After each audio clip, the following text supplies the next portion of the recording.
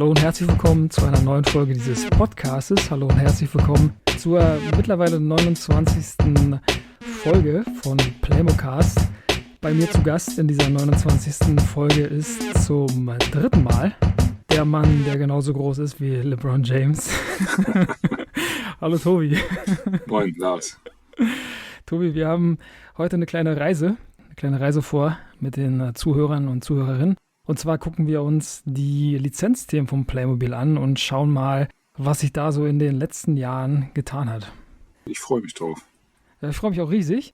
Ist ja auch ein ganz spannendes Thema, gerade für so Leute wie uns, muss man glaube ich sagen.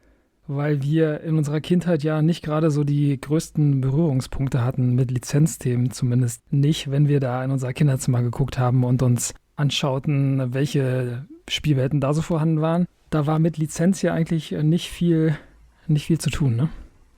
Nee, außer du hast dann Turtles gehabt oder so, ne, als Spielfiguren so. Aber das war ja dann, Playmobil hast du ja wirklich dann deine Fantasie und Kreativität anstrengen müssen. Ja, was ja auch ganz, ganz viele positive Effekte hat, ne, und ganz, ganz viel mit dir macht oder mit dir machen kann.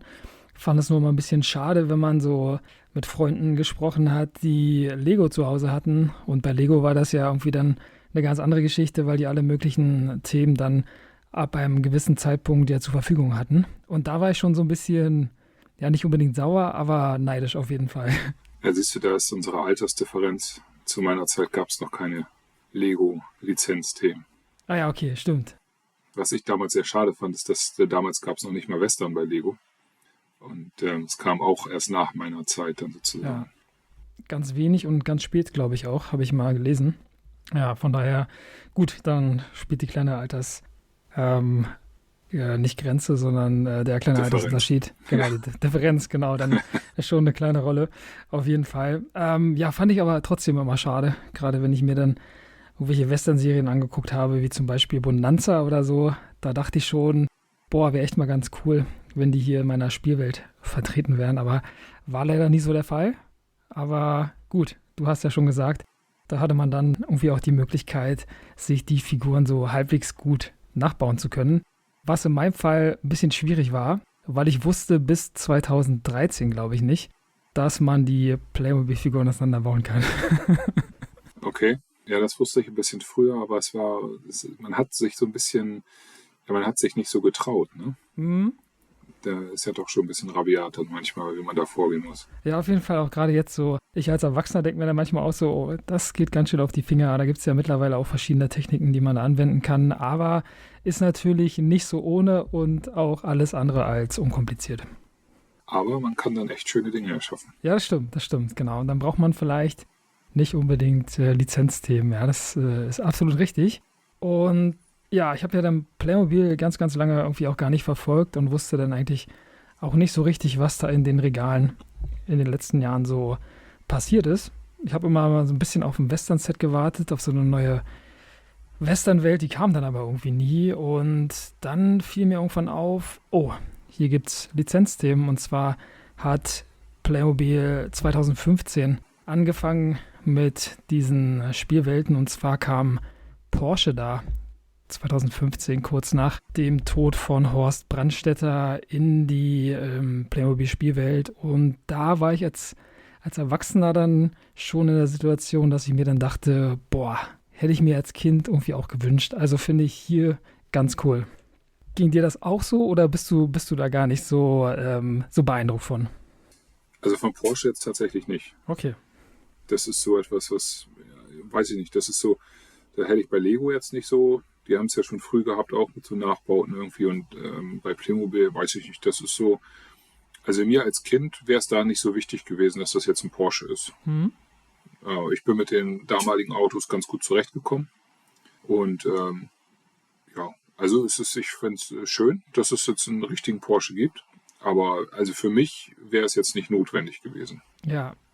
Ich fand das so ein bisschen, auch gerade wegen der Motorsportbegeisterung, die ich als Kind so hatte, fand ich es irgendwie ganz cool, weil das die ganze Sache noch ein bisschen authentischer gemacht hat. Also du hattest dann wirklich dieses Modell, was du bei Le Mans dann auch sehen konntest oder in irgendwelchen Rennserien sehen konntest, irgendwie in deinem Kinderzimmer. Da gibt es ja den 911 GT3 zum Beispiel in kompletter Rennversion. Der kam da raus. Das ist schon ganz cool, finde ich, weil ich gerade so immer den Eindruck hatte, dass die Playmobil-Autos alles andere als irgendwie gut waren oder gut aussahen. Divergiert vielleicht ein bisschen zu dem, was du gerade gesagt hast, weil du damit ja eigentlich ganz gut leben konntest, ne? Aber ich fand die irgendwie so klobig und irgendwie nie so richtig, ja, so, dass die aus dem Alltag irgendwie kommen könnten. Also ich muss sagen, also ich hatte damals die Geländewagen, die fand ich sehr gut. Mhm. Konntest du auch die Räder wechseln und so weiter, die waren schon ziemlich gut. Mhm. Sowohl der Safari, Jeep, Truck oder was auch immer man dazu sagen möchte, als auch Mhm. den Motorrad, wo er die Motorräder hinten drauf hatte. Da war so ein rot-weißer und einen grün-weißen gab's und einen schwarz-gelben, der war bei der Esso-Tankstelle dabei. Ah, ja. Ähm, die fand ich ziemlich gut. Mhm. Tatsächlich dieses Urauto, will ich es mal nennen, was es als Polizeiauto gab, auch als Rallye-Auto, das ist natürlich, ja, es ist sehr vereinfacht dargestellt. Aber es gab später dann auch mal so einen Sportwagen, den hatte meine Schwester, das weiß ich noch, das war so ein weißes Cabrio. Mhm. Den fand ich zum Beispiel ziemlich gut. Also das hatte mir damals gereicht, dann als Sportwagen. Tatsächlich ist Playmobil ja damals auch, das muss so Anfang der 90er haben sie ja auch mal so Formel-1-Autos rausgebracht. Genau. Die waren ja dann, klar, von den Farben her konnte man erkennen, dass das ein Benetton war. Auf jeden Ja, Fall, der ne? war ja gelb, grün, blau. Genau. Ja, ist halt die Frage, ob das für ein Kind dann wirklich wichtig ist, dass es original aussieht oder Mhm. ja. Das ist ein guter Punkt, das stimmt schon. Also da war eigentlich schon klar, um welche Modelle es sich da handelt. Ne? Da gab es ja den Ferrari auch, den roten Flitzer. Die waren schon relativ klar, finde ich. Also da konnte man schon ganz gut sehen, in welche Richtung das geht.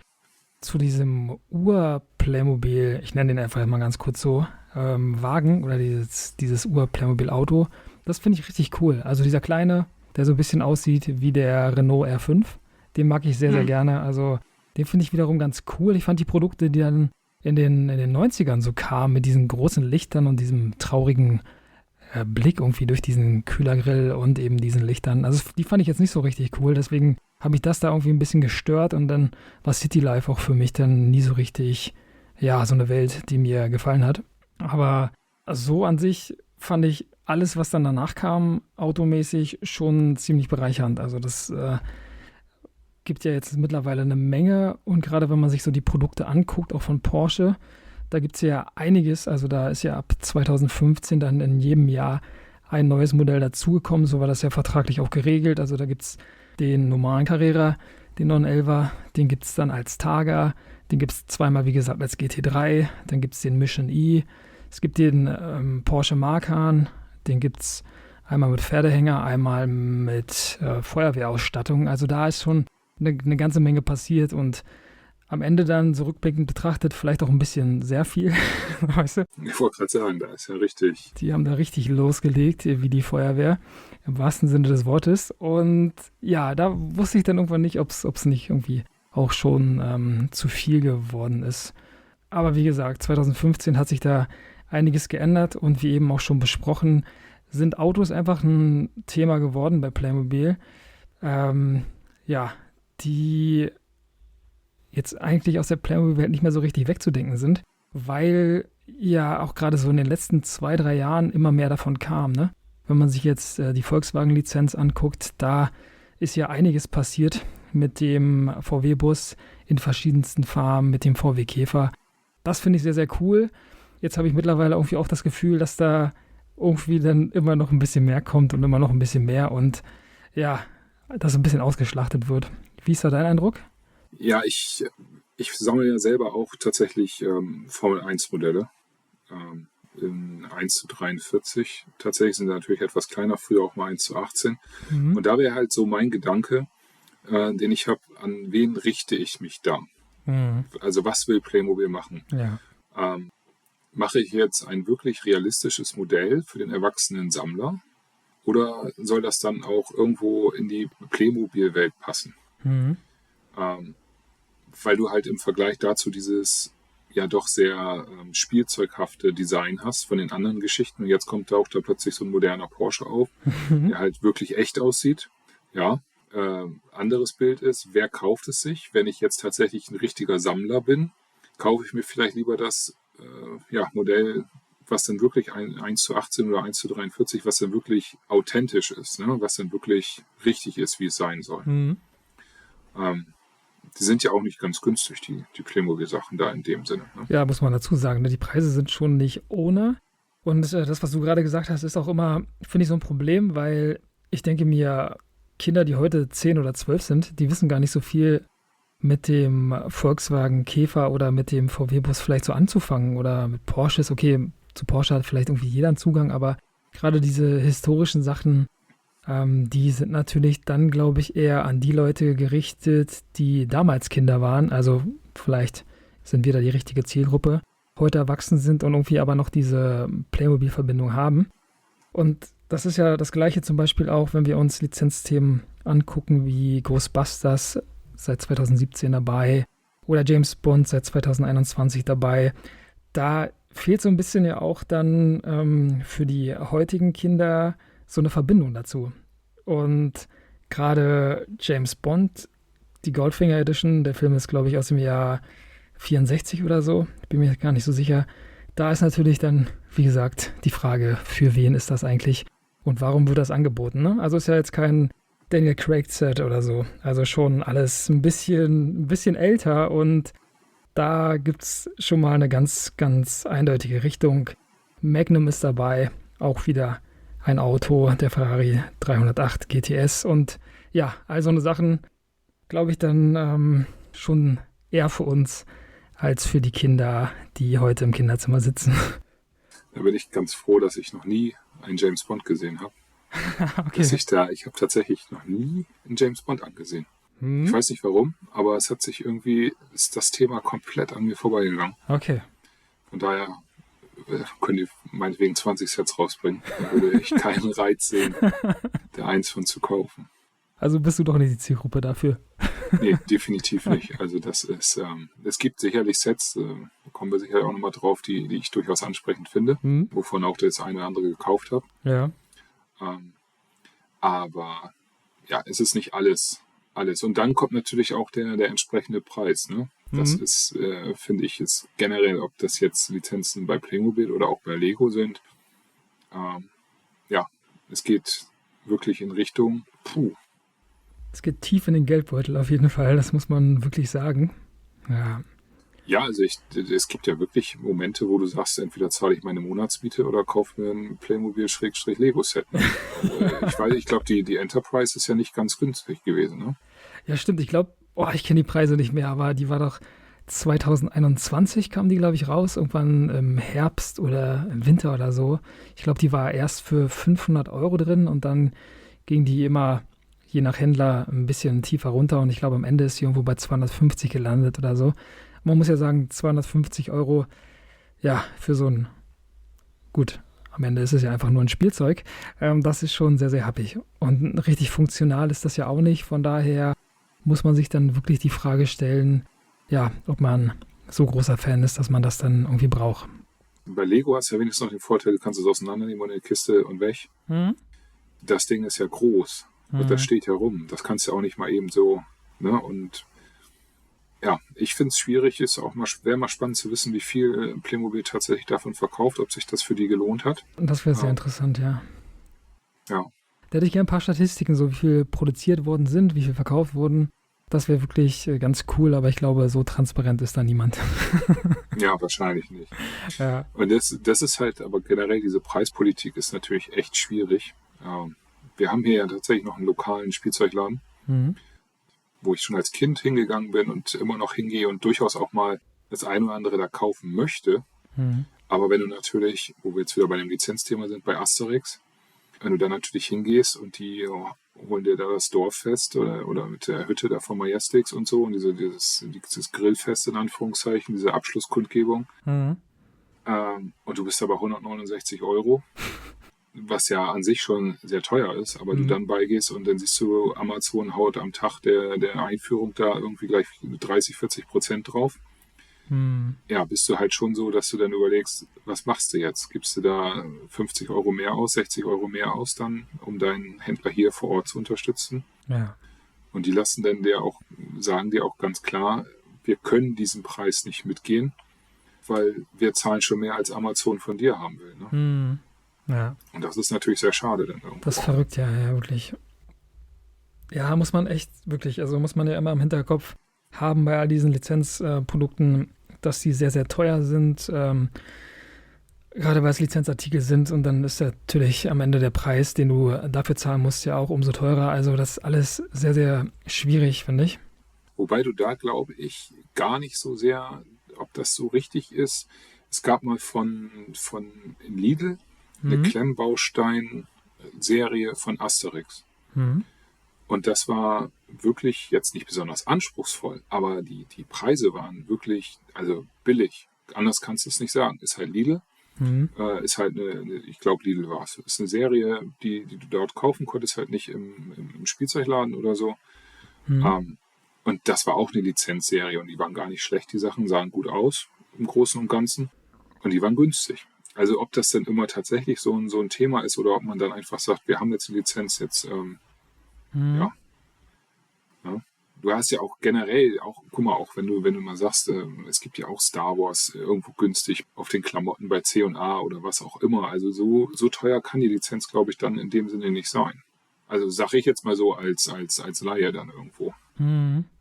Ja, da stecke ich auch nicht so tief drin. Ich dachte mir nur, Lizenzen sind pauschal teuer und kostspielig. Deswegen hat ja Horst Brandstätter auch so lange davon absehen wollen, die da mit in den Playmobil-Alltag zu holen. Aber es ist natürlich dann wirklich eine interessante und entscheidende Frage irgendwie auch, was das denn in Zahlen genau bedeutet, ja. Genau. Ja. Wenn wir alle Lizenzthemen so ein bisschen durchgehen, Tobi, welche wäre die Lizenz oder das Lizenzthema, für das du dich am meisten begeistern kannst? Oder vielleicht so 2 Lizenzthemen, die für dich absolut bereichernd sind? Also Asterix finde ich schon ziemlich gut. Mhm. Da habe ich meinem Sohn auch einiges schon von gekauft. Und dann, ja, Zurück in die Zukunft. Habe ich für mich persönlich dann einige Dinge gekauft. Die finde ich ziemlich gut. Die finde ich jetzt auch preislich okay. Ja. Wenn du dann auch irgendwo einen Rabatt kriegst, dann nimmst du den natürlich auch mal mit. Mhm. Da fand ich die Sets fand ich ganz gut, ja. Ja, fand ich auch, genau. Ghostbusters, muss ich dazu sagen, war auch gut. Mhm. Da haben wir auch relativ viel hier im Spielzimmer stehen. Mhm. Fand mein Sohn dann auch toll, Feuerwache und so weiter. Ich weiß gar nicht, ob es das überhaupt noch jetzt gerade gibt oder ob die jetzt mittlerweile ausgelaufen sind, aber er hat auf jeden Fall den Ecto One und die Feuerwache und so weiter. Also das läuft ganz gut. Und ich finde, die Sachen haben sie auch ganz gut gelöst. Also das hat schon einen gewissen Charme. Finde ich auch, und ist da auch erstaunlich, dass die Sachen dann relativ früh kamen. Ghostbusters war ja dann mit so das erste Thema 2017, was dann irgendwie auf den Markt kam, und da fand ich es auch richtig gut gelöst. Hat mir auch sehr, sehr gut gefallen und war vielleicht dann, glaube ich, auch ja, so ein kleiner Probelauf oder so. Ich kann mir nicht vorstellen, dass die Lizenz von Ghostbusters so wahnsinnig teuer war. Und dann hat das da ganz gut reingepasst. Ne? War so ein bisschen vielleicht auch der Wegbereiter für James Bond, für das A-Team zum Beispiel und für Magnum natürlich auch. Magnum kommt ja, wie gesagt, im zweiten Halbjahr des Jahres dann auch auf den Markt. Und da gibt es wieder viel Action, viel 80er und ein Auto, was irgendwie charakteristisch ist. Deswegen zieht sich das auch so ein bisschen durch und passt dann irgendwie auch ganz gut zu dem, was wir vorhin schon gesagt haben. Und das, wo du gerade Magnum sagst, ist natürlich auch Knight Rider. Oh ja, unbedingt zu nennen, auf jeden Fall auch dabei, ja. Ich schwanke noch so ein bisschen, das wäre tatsächlich noch etwas, was mich interessieren würde, rein theoretisch. Ich habe jetzt gelesen, dass es nur auf Englisch ist, was drin im Auto funktioniert. Mhm. Das ist natürlich etwas, was so ein bisschen, ja, für mich als Fan der alten Serie, gerade mit dem, David Hasselhoff, den man einfach, die Stimme ist halt unverkennbar, dann das Auto, das wäre schon schön. Ne? Weißt du, wie ich meine? Dass du, wenn du diese Sachen hättest. Ja, auf jeden Fall. Mit dem Amerikanischen kann ich halt nichts anfangen. Da fehlt einfach so ein bisschen dieses ne? Das ist da. Oder Wiedererkennungswert dann nicht für dich, genau. Ja. Genau. Mhm. Ja, aber auch eine coole Serie, aber habe ich nie geguckt. Also habe ich dann ab und zu mal reingeschaltet, auch mit meinem Bruder dann ab und zu, aber auch nie so richtig verfolgt. Aber dafür das A-Team, da bin ich ein Riesenfan von. Deswegen, finde ich gerade das A-Team und James Bond richtig, richtig cool. Sehr, sehr bereichernd für mich und irgendwie auch dann so eine Genugtuung, weil ich ja all die Jahre in meiner Kindheit irgendwie immer warten musste, und da nichts kam. Ich habe ja Podcast, glaube ich, auch schon mal erzählt, dass ich irgendwann 2019 oder 2020 ich glaube 2020 war es, da habe ich Playmobil einfach mal wie so ein Achtjähriger so einen Brief geschrieben, also so eine Mail, eine ganz lange Mail dem Kundendienst und habe dann darum gebeten, doch mal über die A-Team-Lizenz nachzudenken, weil ich mir so dachte, hey, wenn Ghostbusters geht, dann geht das A-Team doch auch, dann wäre das doch ganz cool, wenn das irgendwie auf den Markt kommt. Und dann kam aber kurze Zeit später, also ohne dass ich da irgendeinen Einfluss drauf hatte, das Lizenzthema, das war echt ganz cool und da freue ich mich dann irgendwie umso mehr, dass das Thema jetzt dabei ist. Wer weiß, vielleicht warst du ja der Stein des Anstoßes. Ich glaube nicht. Ja, sonst haben wir noch ein paar Automarken dabei. Mercedes ist mit an Bord seit 2022. Da ist der Mercedes 300 SL dabei. Der Flügeltürer, auch ein ganz schönes Modell, muss man echt sagen. Gefällt er dir auch oder lässt er dich so ein bisschen kalt? Ja, das Auto an sich da ist mir der Reiz verloren gegangen. Also ich finde das Auto, ich fand das früher total toll. Ja. Aber mittlerweile, weiß ich nicht, ist so typisch irgendwie gefühlt. Ich habe ihn zwar angeguckt, aber jetzt nicht so, dass ich gesagt hätte, okay, jetzt mal genauer, sondern einfach nur gesehen, er sieht so optisch ganz gut aus, das ist so.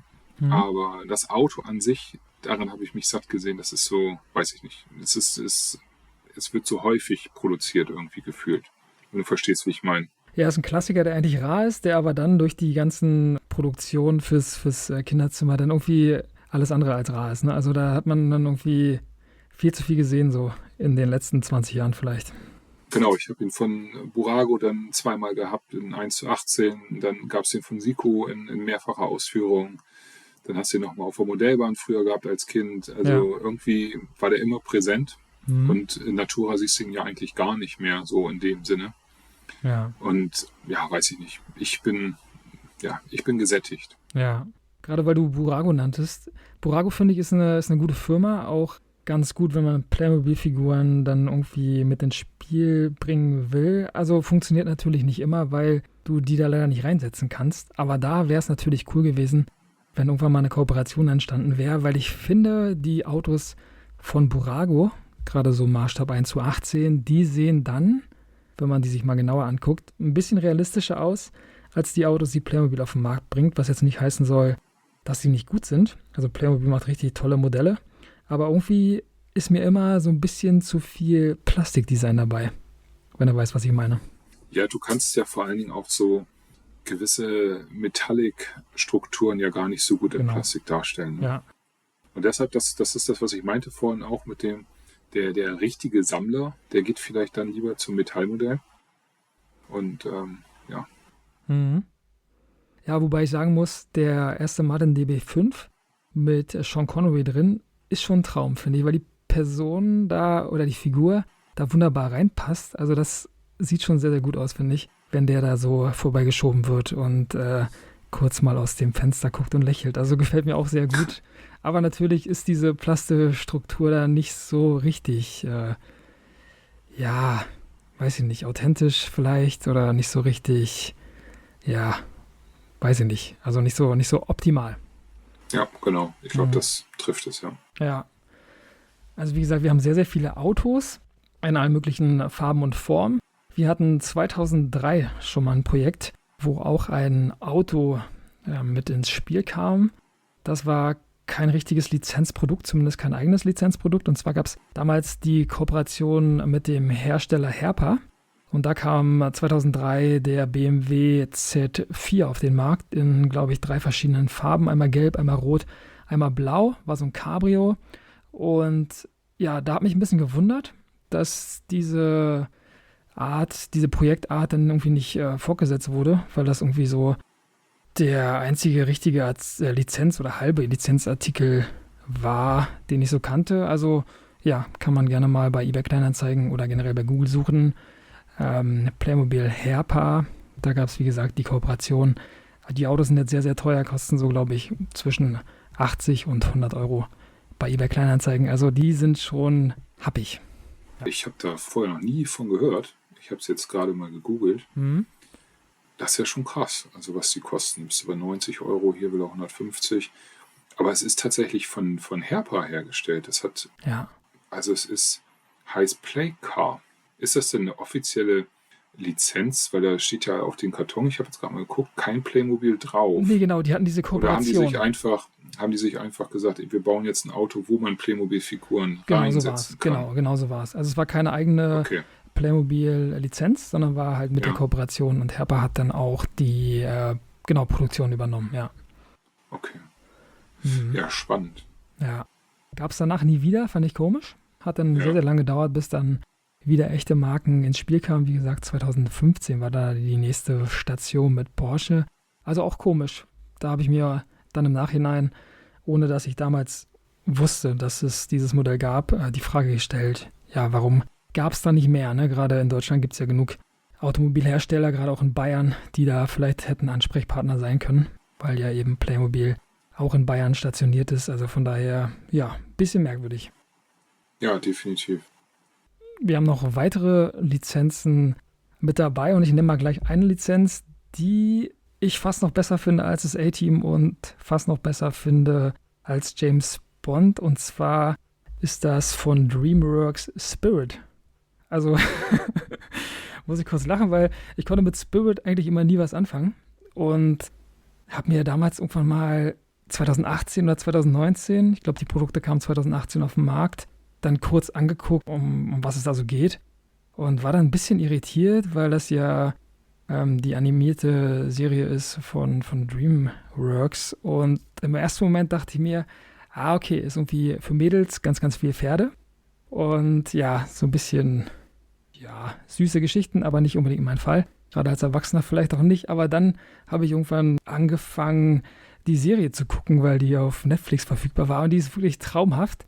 Und noch viel cooler war damals, dass die Produkte von Playmobil, die ja wirklich, also wirklich, ich finde alle Spirit-Produkte wundervoll gestaltet, die passen auch ganz gut in die Westernwelt. Es hat einen sehr, sehr großen Pferdebezug, deswegen mag ich das sehr. Also da sehe ich mich komplett in dieser ganzen Serie und in dem ganzen Thema. Und die Serie ist auch richtig süß, also ich bin echt so ein bisschen Spirit-Fan geworden und ja, fand die ganz, ganz süß. Also das ist so die Lizenz, die mir, glaube ich, am Ende am meisten gefällt. Da habe ich tatsächlich gar nichts mit am Hut. Mhm. Wo du aber sagst, passt gut in die Westernwelt. Ich finde tatsächlich, das eine Gebäude, was sie da haben, ist echt schick. Ja. Mhm. Das vielleicht nochmal in einer anderen Farbe. Ein bisschen ja, realistischer als falsch gesagt, aber ein bisschen natürlicher vielleicht oder Natürlicher wäre, glaube ich, ganz gut, ja. so. Das wäre toll. Da Ja, könntest du, glaube ich, was mit anfangen. auf jeden Fall, ja. Ich habe es ja auch umlackiert und dachte mir so, ja, komm, vom Grunddesign ist das perfekt, ne? Ist ja so ein kleines Landhaus oder so eine Landvilla Ja, vielleicht auch. Und dann dachte ich mir, boah, komm, jetzt mal Farbe rauf und dann ging das ganz gut damit, ja. Ja, also das ist schon sehr, sehr cool. Hat mir sehr, sehr gut gefallen und gefällt mir wirklich immer noch gut. Bin ich ein bisschen verliebt in das ganze Thema und vor allem auch in die Produkte. Also, jetzt muss ich ja vielleicht doch auch mal die Folge oder die Serie mal angucken. Wenn du da so ja. von schwärmst, dann Ja, musst du ja, vielleicht mal, ja. kann man vielleicht dann abends, wenn man nicht schlafen kann. Ja, also es ist schon süß. Also ich dachte am Anfang, es könnte ein bisschen zu kitschig sein, aber war gar nicht so der Okay. Fall. Also das war eigentlich ganz, ganz putzig. Doch, doch. Hm. Vielleicht gucke ich mal rein. Ja, auch von DreamWorks, wenn wir gerade dabei waren, ist die Serie, von der ich keine Ahnung habe, Drachenzähmen leicht gemacht aus dem Jahr 2019. Da, genau, gibt es auch davon Playmobil-Artikel. Da hast du so ein bisschen mehr Bezug, hast du gesagt, Tobi, ne? Ja, jein. Also mein Sohn hat einiges davon. Mhm. Da finde ich, das ist wirklich gut gemacht. Also ich habe jetzt mit ihm die Serie ja auch 2, 3 Mal gesehen. Mhm. Finde ich, haben sie wirklich gut getroffen, die Sachen. Und die Serie ist ja auch ganz witzig gemacht. Ähm, Leider sind Gebrauchtpreise da relativ hoch. Wir sind ja so ein bisschen, die Hochzeit von Dragons ist ja irgendwie so ein bisschen vorbei Mhm. von den Produkten her. Und wenn du jetzt guckst, also Berg, diese Festung, ich glaube Berg heißt sie, Mhm. die ist, wenn du sie wirklich neu haben willst, ja fast gar nicht zu bezahlen. Das sind ja extreme Preise, die da Mhm. aufgerufen worden. Auch nochmal ein Hinweis an viele. Du kannst dann wirklich ja auch bei Playmobil die Ersatzteile echt günstig bekommen. Ja, genau. Ich habe jetzt die komplette Festung dann irgendwie für knapp 40 Euro oder 45 Euro bei eBay gekauft. Mhm. Da fehlten irgendwie 6 oder 7 Teile und habe dann, das waren tatsächlich nachher knapp 10 Euro, die ich bei Playmobil bezahlt habe für alle Teile. Und das teuerste war tatsächlich so ein Fackellicht irgendwo, wo du so eine Batterie, wo du die reintun musst und so weiter, was dann wirklich irgendwo 8 Euro oder 6 Euro oder 7 Euro gekostet hat. Und die anderen Teile lagen ja irgendwie so bei 10, 15, 20 Cent. Ne? Das ist kostet ja wirklich nicht die Welt. Und das ist, finde ich, eigentlich ganz schön. Du schreibst aber hin, welche Teile sind noch da, schicken wir raus, läuft irgendwo. Ne? Und dann hast du das Ding wieder vollständig. Und dann klappt das. Also von daher muss man dann auch manchmal vielleicht den sauren Apfel beißen und sagen, okay, komm, dann muss ich mir das halt zusammensuchen. Genau. Und dann passt das schon. Genau, gibt ja sogar dann auch die Artikelbeschreibung, wollte ich gerade sagen, mir fällt der Fachbegriff gar nicht ein. Ersatzteilblatt. Genau, das Ersatzteilblatt ist dann auch immer online schon verfügbar. Da könnt ihr einfach, wenn ihr auf Playmobil Ersatzteile geht, dann dieses Ersatzteilblatt suchen, gebt einfach die Produktnummer ein und dann findet ihr das da. Müsst da ein bisschen blättern, ist als PDF-Datei hinterlegt. Nicht bei allen Artikeln, aber bei den meisten. Ich glaube, es gibt 2 Westernhäuser, die ich jetzt als Beispiel nennen kann. Da gab es irgendwie fast jahrelang, glaube ich, 2 Jahre lang keine PDF-Datei. Aber ansonsten findet ihr da wirklich alles und sonst, könnt ihr auch, wenn ihr irgendwas nicht finden solltet oder so, auch eine Mail schreiben, dann kann ich da auch helfen. Das ist auch gar kein Problem. Aber das kann Playmobil auch sehr gut. Ich habe da letztens auch ein Ersatzteil gebraucht, da haben sie was geliefert, was dann verzogen war. Und ich habe einfach nur ein Bild davon geschickt und habe gesagt, hier, das ist verzogen, das bräuchte ich einmal neu. Und dann machen sie auch ohne Ersatzteilnummer. Also perfekt, da muss man den Kundenservice wirklich loben. Klappte wirklich gut. Ja, dauerte einen Moment, 3 Tage später oder 4 Tage später war das Teil dann da. Das läuft wirklich gut. Das stimmt. Die sind sehr, sehr cool und sehr, sehr kulant auf jeden Fall auch. Ja. Ich wollte nochmal ganz kurz zur Fahrzeugindustrie kommen. Jetzt haben wir da ja den VW-Bus, der ja überall zu sehen ist, der omnipräsent im Internet herumfährt, muss man fast schon sagen. Hast du da ein Lieblingsmodell, Tobi? Beim Käfer und beim VW-Bus? Oder denkst du dir, ja, die sind alle ganz nett? Ja, ich denke mir, das ist alles gut. Es gibt da keinen Favoriten, definitiv nicht. Nee. Das ist auch wieder so ein, wie bei dem Mercedes, das ist irgendwie so dieses Typische. Ich hätte es zum Beispiel total toll gefunden, wenn sie statt dem Käfer einen Golf 1 gemacht hätten oder einen Golf 2. Da hättest du mich mit abgeholt. Ja. Das wäre einfach so ein Ding so aus meiner Zeit dann irgendwo, ne? Dass du dann so sagst, okay, also Käfer ist schon wieder zu alt, der VW-Bus ist eigentlich auch schon wieder zu alt. Das ist nicht meins, das ist 10 Jahre früher sozusagen gewesen oder 15 Jahre früher. Ja, gucke ich mir an, würde ich aber nicht kaufen, weil ich da keinen Bezug zu habe. Ja, verstehe ich absolut. Was mir noch ganz kurz eingefallen ist, finde ein bisschen schade, dass der erste Käfer, der rausgekommen ist, dieser blaue, die gleiche Farbe hat wie der Citroën 2CV, also wie die Ente, die jetzt auf den Markt kam. Da dachte ich mir so, die sind beide blau, haben genau den gleichen Farbton. Das fand ich ein bisschen schade, weil für mich gehörten irgendwie beide Autos zwar immer so irgendwie zusammen kategorisch als Kind, dass ich mir dachte, oh, Käfer und Ente, schon alleine wegen der Bezeichnung. Und die mag ich wirklich sehr und da bin ich auch sehr froh, dass der Citroën in diesem Jahr auf den Markt kam. Aber ich war dann echt ein bisschen enttäuscht, dass der auf einmal dann in diesem gleichen Blau war wie der Käfer. Und ich dachte mir so, warum, ey? Also, warum nicht einfach noch eine Farbe mehr, die vielleicht vorher noch nicht da war? Vielleicht mussten so alte Käfermodelle einschmelzen. Ladenhüter. Kann schon sein, ja. Ich wollte ein bisschen vorhin darauf hinaus, dass ja, wenn jetzt jemand sagt, okay, der gelbe Edeka VW-Bus, der ist vielleicht nicht so meiner, der grüne aus dem Netto-Marken-Discount ist auch nicht so meiner und die anderen beiden Modelle, also der rote und der blaue vielleicht auch nicht, dann kann man ja auf die Homepage von Playmobil gehen und kann sich dann seinen eigenen Bus noch selber gestalten. Da gibt es noch verschiedene Farben, die nicht serienmäßig verfügbar waren.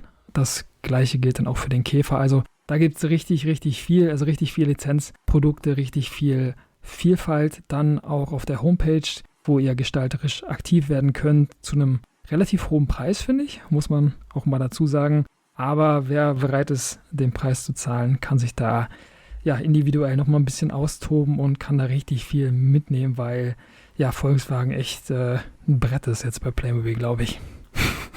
Dann kommt ja mein Golf 1 vielleicht doch noch. Ja, ich denke auch, ne? Also da wird noch ein bisschen Luft nach oben sein.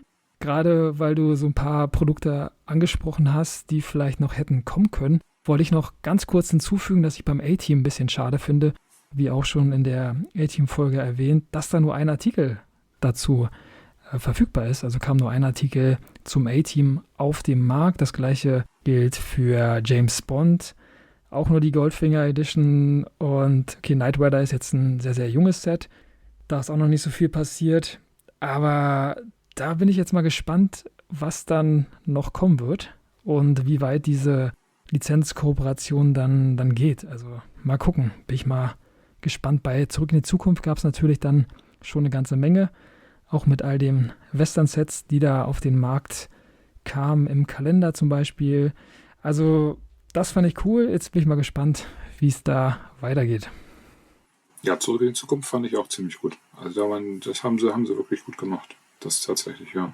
Ja, gab ja dann auch beide Kalender, ne, beide Adventskalender dazu, wo man dann noch ein paar Teile bekommen konnte, die nicht irgendwo in einem Set enthalten waren. Also das fand ich schon sehr, sehr gut und macht die ganze Sache auch rund, ne? Ja, sie haben auch das Auto, finde ich, super gelöst. Also wirklich ein tolles Auto. Mit den Lichtfunktionen und so weiter. Das haben sie wirklich gut gelöst mit den Lichtleitern. Das war, ja, finde ich gut. Haben sie wirklich gut gemacht. Auch für einen Erwachsenen, der bist natürlich nur 2-3 Mal drückst du drauf und dann machst du es nicht. Aber der Effekt ist da. Also es ist schick gemacht. Finde ich auch. Definitiv, ja.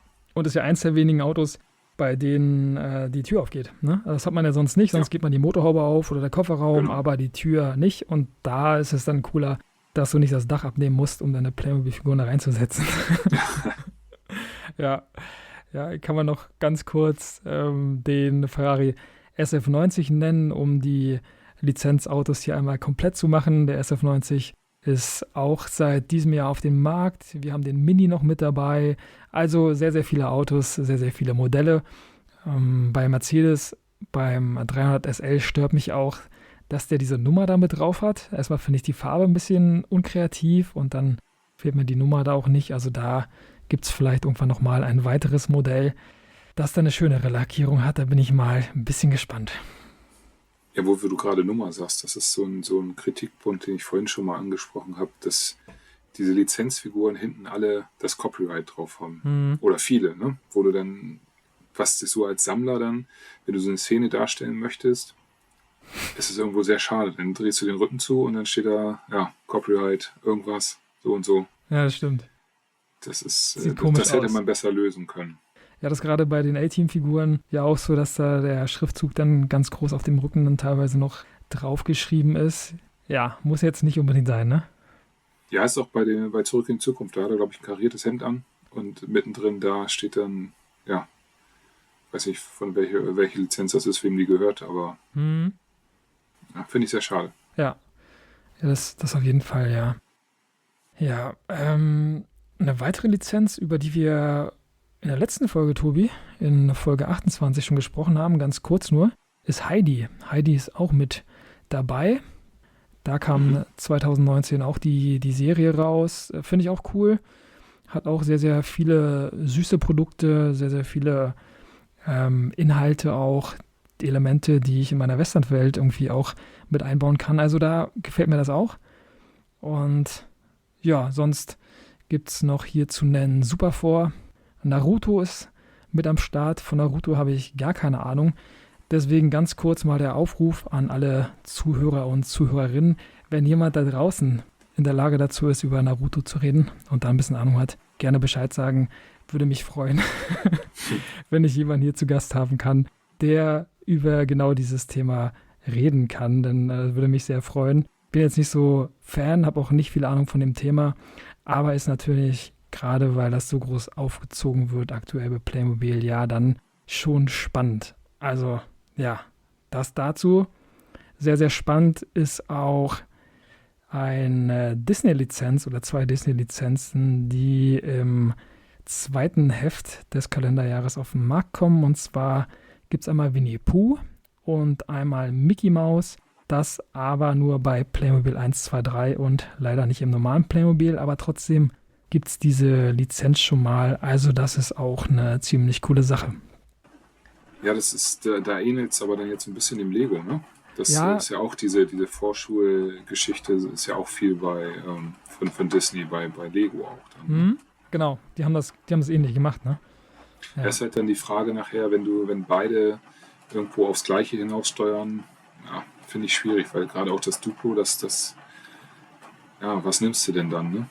Ja, Weiß nicht, ob das so sinnvoll ist, dann, dass man das so, oder ob die nichts anderes kriegen oder das gesagt, das musst du so machen, kann natürlich auch sein. ja, das kann schon sein, ja.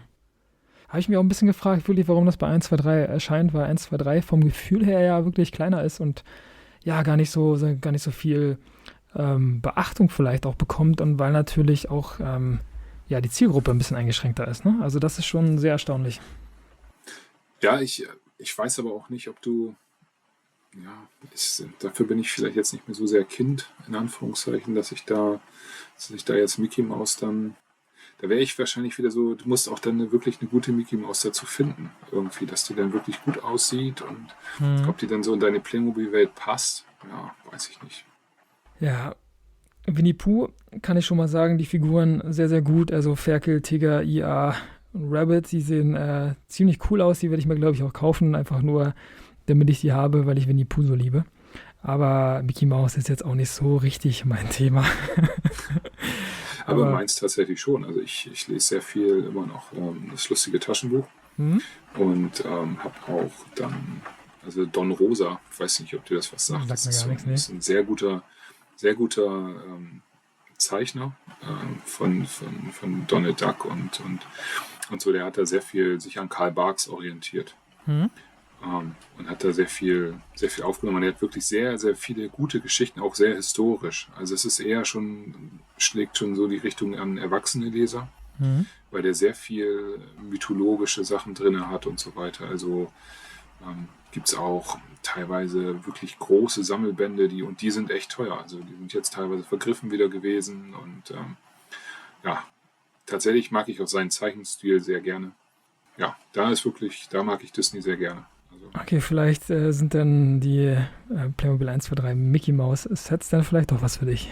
ja, der macht ja keine Mickey Mouse, der macht ja Donald Duck, von daher. Ah ja, okay, ja, okay. Vielleicht kommt das dann auch noch. Mickey Mouse bin ich tatsächlich nicht ganz so. Das ist irgendwie, weiß ich nicht, Mickey Mouse ist nicht so. Ich fand es auch mal ganz schlimm. Die haben dann eine Zeit lang das lustige Taschenbuch, haben sie dann den Mickey aus den 20er Jahren wiedergebracht, wo der nur so eine olle rote Badeshorts in Anführungszeichen anhatte und ansonsten nackt war. Das fand ich total scheiße. Ich habe dann eine Zeit lang das lustige Taschenbuch nicht mehr gekauft, weil ich diesen Mickey einfach nicht mochte. Ja, Wo ich gesagt habe, nee, das ist dann. Und jetzt irgendwann sind sie wieder zurück. Jetzt ist er wieder komplett angezogen und ein bisschen mehr so wie der Mickey in den 80ern. ja. Jetzt geht das wieder. Aber dieser halbnackte, das war kein schöner Zeichenstil. Und dann, nee, da sind die Bücher stehen geblieben. Rote Badehose, ein bisschen wie bei Baywatch. Ja, ja, Nein. genau. Ich mochte Baywatch. Ja, ich mochte Baywatch auch. Also da dachte ich auch immer, dass irgendwann nochmal eine Lizenz vielleicht kommen könnte. Aber ja, weiß ich nicht, ob das so sinnvoll wäre. Ist eine gute Frage. Ich glaube nicht. Ich glaube auch nicht. Es gibt aber jetzt seit diesem Jahr in der Quad-Serie, da gibt es einen Akteur, der sieht ein bisschen aus wie David Hasselhoff. Also da ist Baywatch schon ganz, ganz direkt, also ganz nah an der Tür, glaube ich. Wirklich.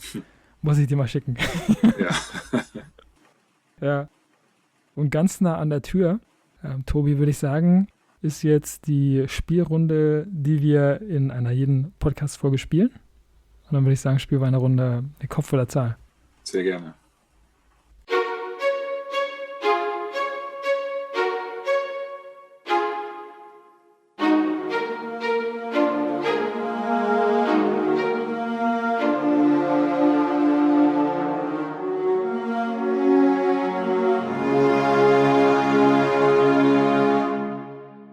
So, Tobi, ich habe 2 Fragen mitgebracht. Eine Frage kommt aus dem Publikum und 2 Fragen hast du mitgebracht. Und ich glaube, dann ist alles bereitet, in die Wege geleitet für diese Spielrunde, die nun kommen wird. Tobi, meine erste Frage, die bezieht sich auf 2 Modelle, die wir vorhin schon genannt haben. Und es sind natürlich Fahrzeuge. Und jetzt mal unabhängig davon, ob du die in der Playmobil-Welt magst, würde ich dich gerne fragen wollen, ob du dich für den Mercedes 300 SL oder für den Aston Martin DB5 entscheiden würdest. Wer ist so eher dein Favorit? Aston Martin. Also sehr gute Wahl, finde ich. Ja, also generell finde ich die Autos echt toll, egal was du so hast. Ich glaube, wenn ich die Option hätte zu sagen, es ist egal, was das Auto jetzt kostet oder was auch immer, wäre das ein Auto, was in den Top 3 wäre. Also was ich eher nehmen würde als viele andere, weil, weiß ich nicht, ist tatsächlich so ein Auto, was ich super gerne mag, die Optik. Ja, finde ich einfach toll. Ist tatsächlich so. Ist eins meiner Lieblingsautos, ja. Oder Lieblingsautomarken, ja. Habe ich auch komplett so. Aston Martin liebe ich, und gerade den DB5. Der ist schon richtig, richtig cool. Und ja, ich habe mir immer ein bisschen gewünscht, auch jetzt bei diesen ganzen Lizenzprodukten von Porsche, die bei Playmobil erscheinen, dass irgendwann der Porsche 356 da noch kommt. Also dieser UA911er. Also da bin ich mal gespannt, ob der noch irgendwie verfügbar ist. Aber sonst gerne an Playmobil, bringt mal das Auto bitte raus. Würde mich echt richtig, richtig freuen. Gerne auch in Blau. Da ist es egal. Ja. Aber ich würde auch auf jeden Fall den Aston Martin nehmen. Den 300 SL liebe ich halt auch, aber nicht so sehr wie den DB5. Der ist einfach auch ein bisschen wegen James Bond so ein, ja, weiß ich nicht, richtig schöner Klassiker. Ja, Brite. Ja. Tobi, was hast du mitgebracht? Ja, ist ein bisschen mit deiner Heimat verbunden. Nord- oder Ostsee? Ja, für mich ganz klar die Ostsee. Wohne ja eigentlich so 15 Minuten vom Meer weg, deswegen ist das direkt um die Ecke quasi. Und gerade im Sommer ja auch, ja, so ein No-Brainer dahin zu fahren, weil ich einfach ruckzuck da bin.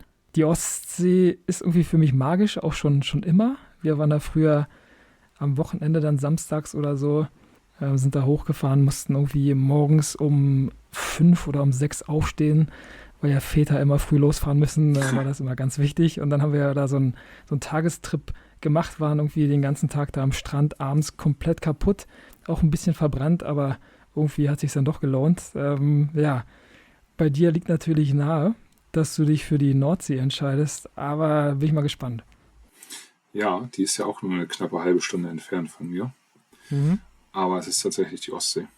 Auch, ja. Hat ja auch aus Kindheitstagen. Wir waren seit 1988 damals eigentlich jedes Jahr auf Fehmarn. Hatten dann ab 95 da oder ab 96 auch einen festen Campingplatz. Das heißt, du bist da auch relativ oft im Jahr gewesen.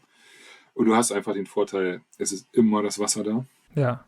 Und es ist auch relativ sauber, ne? Also so, es ist klares Wasser. Wenn du an der Nordsee bist, ist es immer irgendwie, ja, so milchig trüb irgendwie gefühlt. Und die Strände sind dann auch teilweise, je nachdem natürlich, wo du bist, klar, aber gerade hier bei uns so, sind auch teilweise sehr viel so, ja, so Wilhelmshaven hoch oder so. Das sind einfach nicht so die schönen Strände da teilweise. Da hast du so ein bisschen Wiese und dann kommt dann irgendwie so eine Treppe runter und dann bist du im Meer. Nee, ist nicht so. Ich finde die Ostsee schöner. Es ist einfach so, das Ganze drumherum, das Wasser, ja. Ich habe auch nur so, also wenn ich so zurückblicke, eigentlich nur schlechte Nordsee-Erfahrung, weil meistens kann natürlich auch an dem Zeitpunkt liegen, an dem wir da waren, weil, also ich weiß noch, 1996, da lief gerade die EM, da war das cool, weil wir gewonnen haben, da waren wir auf Römö, aber da war wirklich das mieseste Wetter überhaupt. Ein Vorteil ist dann natürlich bei der Nordsee da, dass der Strand so breit ist, ne? Aber ja, der Nachteil ist natürlich, dass der Strand so breit ist, weil das Wasser nicht da ist. Und da bin ich nie so richtig mit warm geworden. Irgendwie da dachte ich mir auch so, hey, warum soll ich an die Nordsee fahren? Finde die Ostsee irgendwie viel cooler ist. Ja, und du hast halt hier an der Nordsee auch schon ich meine, die Ostsee zieht jetzt so ein bisschen nach, aber hier sind die Strände auch teilweise wie so eine Hochsicherheitszone, wo du dann nur über so bestimmte Bereiche reinkommst, wo du dann erstmal deine Kurtaxe bezahlen musst und so weiter. Es wirkt alles irgendwie nicht so. Und gerade Fehmarn ist halt so ein bisschen offener und da gibt es halt nicht diese abgesperrten Strandabschnitte. Das ist natürlich jetzt auch so ein bisschen begrenzt. Ich fahre auch jetzt noch gerne nach Fehmarn und ja, also von daher die Ostsee um Fehmarn ist meine Wahl. Ja. Fehmarn ist auch ganz cool. Da waren wir mal, ich weiß gar nicht mehr, wie der Ort heißt. Puttgarden oder so? Ja, ist oben, genau. Wo Genau, die Fähre noch fährt. Genau, nach Rödby, glaube ich, ne? Genau, richtig. Ja. Genau, waren wir ein paar Mal und dann auch in diesem Scandlines Shop oder Border Shop, die finde ich sowieso, Bordershop, ja. genau, die finde ich traumhaft. Die habe ich früher auch geliebt, auch auf den Fähren, auf den Ostseefähren, die wir immer gefahren sind, habe ich das wirklich geliebt. Und da, ja, fühle ich mich wohl auch. Also verstehe ich ganz gut. Ja. Ja, die dritte Frage, Tobi, ist eine Frage aus dem Publikum. Da haben wir eine Frage mitgebracht. Und zwar, willst du die vorstellen oder soll ich die vorstellen? Ja, kann ich gerne machen. Mhm. Ein Leben ohne Internet oder ein Leben ohne Musik? Willst du zuerst antworten? Ich kann gerne zuerst antworten. Mhm. Ich würde mich für das Leben ohne Internet entscheiden. Ja, gehe ich sofort mit. Definitiv. Also, wir haben es früher schon geschafft, ohne. Es gibt sehr viele Bequemlichkeiten, die wir heute dadurch haben. Und sicherlich können wir dadurch auch heute jetzt hier sowas machen, wie wir jetzt gerade auf die Beine stellen. Aber ohne Musik würde mir definitiv was fehlen. Also mehr als das Internet. Ja, Auf definitiv. jeden Fall. Ja. Musik macht so viel, ne? Musik hat so viel Kraft. Gibt so viele unterschiedliche Musik, so viele unterschiedliche Interpreten und deswegen, ja, hast du meistens dann auch für eine gewisse Stimmung dann auch meistens das Lied, was dir da irgendwie am meisten hilft oder so. Oder du lernst einfach neue Musik auch kennen und ich finde das dann, ja, abenteuerlich einfach und finde ich auch meistens besser als irgendwie einen Film gucken, weil Musik irgendwie so viel Kraft hat und so viel kann, obwohl es so simpel erscheint. Also das ist schon spannend. Ja, es ist tatsächlich jetzt natürlich mit Internet natürlich noch ein bisschen besser, die Musik, weil du einfach natürlich so Dinge hast, die du dann einfach alles irgendwo bei dir hast. Du musst nicht dann umständlich dann irgendwo Musik suchen in dem Sinne. Aber wenn ich die Wahl hätte, nein, definitiv ohne. Das hat früher auch geklappt. Auf jeden Fall. Ja, gehe ich sofort mit, ja. Was früher bei mir auch immer schon geklappt hat, war die Überleitung hat zu ihre Grenzen. Und zwar der Griff in Süßigkeitenregal, Tobi. Das ist meine Überleitung, die ich hier konstruiert habe gerade. Und zwar stelle ich dir eine Frage, die ist sehr, sehr spannend, gerade aus aktuellem Anlass, weil ich kurz vor der Folge noch eine Haribo-Tüte hier leer gemacht habe. Und zwar war das so eine Haribo-Lakritz-Tüte und deswegen ist mir da die Frage gekommen, die ich mir früher als Kind auch immer so ein bisschen gestellt habe. Würdest du dich für Haribo entscheiden oder für Katjes? Ja, das ist gar nicht so einfach. So oder so gibt es Dinge, wobei, nee, ich glaube, tatsächlich wäre ich aktuell eher bei Haribo. Katjes hat, glaube ich, keine Jogger-Gums mehr. Die mochte ich früher immer sehr gerne. Und ich bin mal an so einem, wie heißen diese kleinen Katzenkinder, diese Hartlakritz. Ja. Da bin ich mal fast dran erstickt. Das Ding ist mir im Hals stecken geblieben. Das war tatsächlich kein Spaß. Das war echt ganz übel. Konntest du nicht sprechen. Da war irgendwie so, warst du richtig weg in dem Moment. Ne? Und dann ging das, zum Glück rutschte das Teil dann runter. Da wäre ich fast an Katjes gestorben. Nein, ganz so schlimm war es dann nicht. Aber es war wirklich so ein kurzer Moment, wo du echt dann das Ding stecken hattest und nicht weitermachen konntest. Dann, das war nicht schön. Aber ich glaube, bei Haribo finde ich mehr. Und gerade wenn du dann Richtung Skandinavien hochfährst, wo du jetzt wieder beim Border Shop bist, da gibt es dann ja auch immer so ein bisschen die skandinavischen Haribo-Sachen. Die sind ja doch immer ein bisschen anders. Und ja, doch, ich bin eher Haribo. Colorado ist eine sehr schöne Mischung. Die Pfirsiche und auch allein Gummibären. Die normalen Gummibären, finde ich, sind wirklich gut. Ah ja. Es gibt jetzt ja tatsächlich, ich weiß nicht, ob du die schon gesehen hast, es gibt jetzt so, ich weiß gar nicht, wie die heißen, so 80er Jahre Gummibären. Nee. Irgendwie so, ja, da gibt es so mit Kaugummi-Geschmack und mit, weiß nicht, Limonade oder irgendwas. Habe ich letztens, gab es beim Edeka, habe ich mal 2 Tüten von mitgenommen. Ist eine sehr spannende Geschmackskombination drin. So Kindheitsgummibären oder irgendwie so hieß das. Ich weiß, muss ich noch mal gucken. Waren auf jeden Fall sehr lecker. Ja. Also nee, Haribo, definitiv, ja. Okay. Ich habe auch lange überlegt, weil früher war das immer ein Problem. Ich liebe ja Lakritz schon seit Ewigkeiten. Und das beste Lakritz hatte einfach immer Katjes, finde ich. Also gerade diese salzigen Heringe. Jetzt werden einige sagen, wer ist die denn? Genau, ich esse die. Und ich auch. Ja, geil, das ist cool. Habe ich immer geliebt. Und irgendwie gab es da kein Äquivalent zu von Haribo, finde ich. Also da muss ich intervenieren. Okay.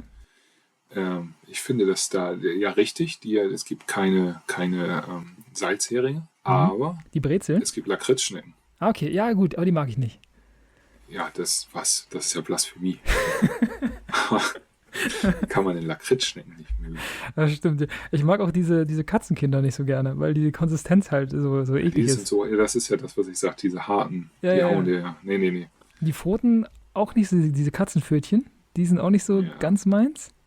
Und dann gibt es noch den Panda, Ja. der Stimmt. ist dann aber auch irgendwann sehr klebrig. Ja, aber der Panda ist doch von. Nee, warte mal ganz kurz. Ist der nicht von Katjes. Katjes? Tapsi heißen die, ne? Tapsi, ja, genau. Genau, Da gab es Tapsi. auch irgendwann mal so Schweine.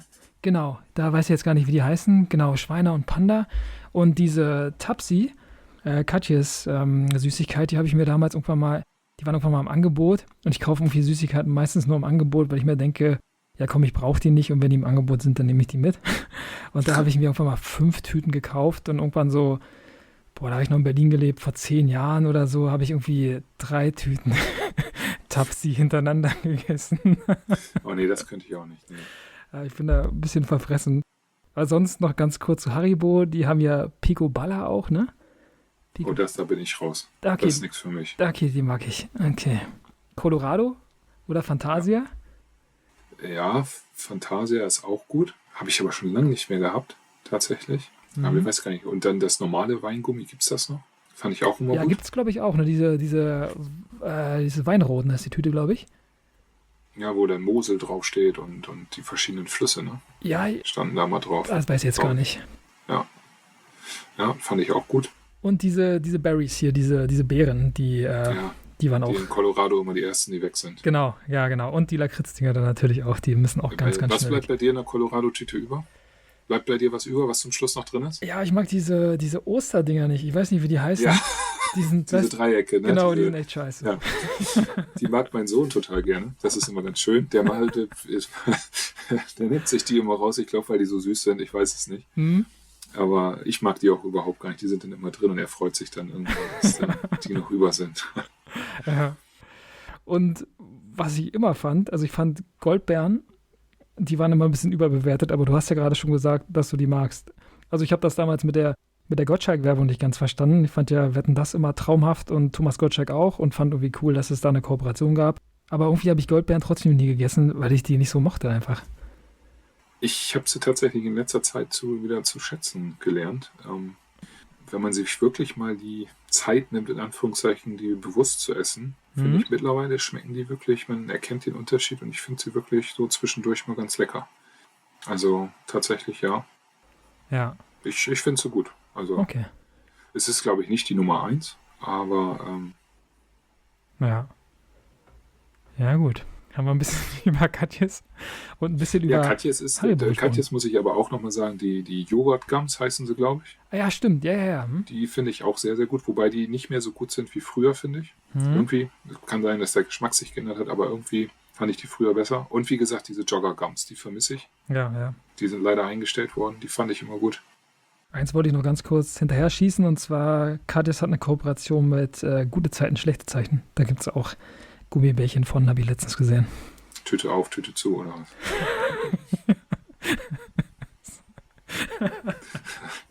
Den gibt's wirklich, also musste mal suchen. Packe ich mal in die Okay. Stories. Ja. Ja, spannend. Ja, kann natürlich sein, Tobi, dass GZSZ jetzt ein Teil deiner letzten Frage ist, aber ich hoffe mal nicht. Doch, jetzt gerade schon. Ich finde das, doch, wir machen jetzt GZSZ Okay. und stellen das, oder wir machen es mal anders. Wir nehmen RTL-Soaps, Gute Zeiten, Schlechte Zeiten unter uns, glaube ich, gibt's. Ja. Gibt's da noch mehr? Ich weiß es nicht. Oder wir nehmen ARD-Soaps, Verbotene Liebe Marienhof. Ah ja, okay. Boah, also Ich weiß gar nicht, ob es da überhaupt noch was von gibt, aber ich frage dich jetzt einfach. Lindenstraße Jetzt musst du dich gibt's da outen. auch noch, ne? Nee, die gibt es, glaube ich, nicht mehr. Aber die lief bei ARD, oder? Die Oder lief auch bei, aber ist das eine Soap? Weiß ich nicht. Ich habe Lindenstraße nie gesehen. Ich habe Daher- alles nie gesehen. Also ich habe GZSZ ein bisschen geguckt. Wegen Joe Gerner. Joe Gerner war so mein heimlicher Star. Ja, der war ganz cool teilweise. Aber sonst könnte ich dir auch nicht sagen, welche, was da genau so abging. Ich habe mal eine kennengelernt in Berlin. Habe ich damals in der Reha-Klinik gearbeitet. Die hatte ein bisschen was zu tun mit dem Casting bei GZSZ. Das war ganz interessant, mit der mal ein bisschen zu sprechen. Von daher würde ich schon alleine deswegen GZSZ nehmen und bei mir, also, oder eher RTL, weil mir das so ein bisschen näher ist. Auch unter uns kam dann irgendwie nachmittags ab und zu mal, aber alles, was so bei ARD lief, boah, da bin ich komplett raus. Geht's ja auch so oder bist du eher so bei den Öffentlich-Rechtlichen? Also ich bin da tatsächlich, ja, zwiegespalten ist falsch, aber ich habe da tatsächlich zu beiden so eine familiäre Vorbelastung in Anführungszeichen. Mhm. Meine Stiefschwester hat immer gute Zeiten, schlechte Zeiten geguckt. Mhm. Die hat das wirklich, also ja. Und meine Oma wohnte halt direkt nebenan. Mhm.